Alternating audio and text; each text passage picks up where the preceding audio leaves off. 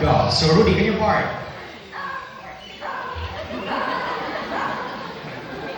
And how about this have a telephone ringing?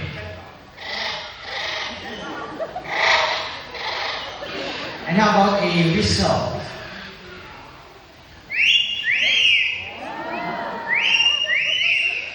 So Miss Donna, I've heard that Lani and Rudy here, they love to sing. Is it true?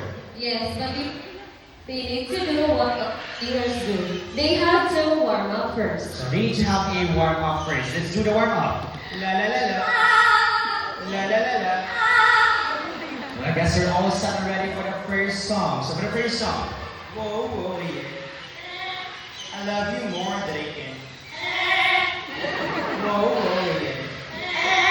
I love you more than I can. Now for our second song, let me ask first.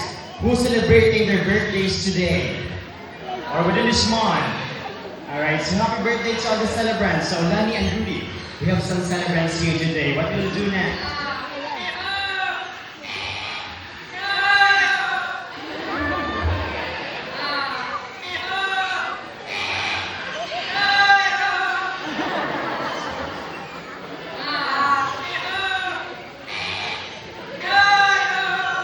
See how talented parrots are? They can mimic sound so well because their brains are super smart, just like humans using their voices. So a round of applause to our two yellow-crowned Amazon parrots.